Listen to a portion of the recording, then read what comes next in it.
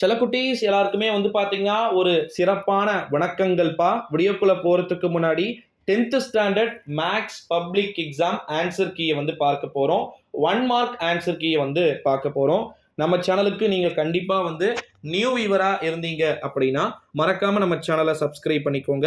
இப்போ வந்து பார்த்தீங்கன்னா 10th சயின்ஸ்க்கான 1 மார்க் ஆன்சர் கீ அப்படின்றது தான் இந்த வீடியோவில் வந்து நம்ம பார்க்க போகிறோம். குறிப்பாக வந்து பார்த்தீங்கன்னா 100 மார்க்கில் 1 மார்க் எப்படி இருந்துச்சு, 2 மார்க் கம்பல்சரி எப்படி இருந்துச்சு, அதுக்கப்புறமா வந்து பார்த்தீங்கன்னா 5 மார்க்ஸு, கிராஃபு, ஜாமெண்ட்ரி எல்லாம் வந்து பார்த்தீங்கன்னா உங்களுக்கு ரொம்ப ரொம்ப எனக்கு தெரிஞ்சு ஈஸியாக வந்து இருந்திருக்கும் அப்படின்னு வந்து நினைக்கிறேன்.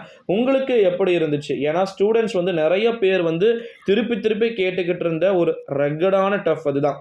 கீழே டிஸ்கிரிப்ஷனில் டெலிகிராம் குரூப் லிங்க் இருக்குப்பா, மறக்காமல் வந்து ஜாயின் பண்ணிக்கோங்க. Answer key A to Z வந்து பார்த்தீங்கன்னா உங்களுக்கு எல்லாமே வந்து அதில் கொடுத்துருக்குறேன். ஓகேங்களா?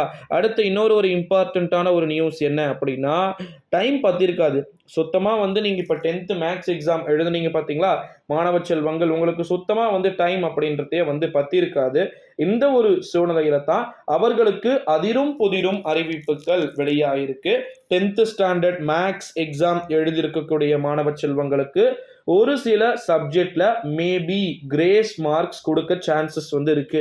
ப்ரோ எப்படி ப்ரோ கிரேஸ் மார்க்ஸ்? ஏன்பா ஓப்பனாகவே சொல்ல போனா 10th இருக்கட்டும், 11th இருக்கட்டும், 12th இருக்கட்டும், 11th 12th வந்து முடிஞ்சிச்சு பார்த்தீங்களா, அவங்களுக்கு வந்து இப்படிதான் எந்த ஒரு மிஸ்டேக்ஸுமே கிடையாது, எப்படி கிரேஸ் மார்க்ஸ் வரும் ப்ரோ அப்படின்னு சொல்லிட்டு கேட்டாங்க. ஆனால் நான் சொன்னேன் இல்லை, கம்ஃபர்டபுளாக வந்து பார்த்தீங்கன்னா கிரேஸ் மார்க்ஸ் கொடுக்க தான் போகிறாங்க அப்படின்னு வந்து சொன்னேன். அதுக்கேற்ற மாதிரி 12th ஸ்டாண்டர்ட் மேக்ஸுக்கு வந்து பார்த்தீங்கன்னா 12+ மார்க்ஸ் வந்து பார்த்தீங்கன்னா ஃப்ரீயாக கொடுத்துருக்குறாங்க. மேக்ஸ் வந்து பிரிண்டிங் மிஸ்டேக் வந்து இருக்கக்கூடிய ஒரு சப்ஜெக்ட்பா. ஓகேங்களா?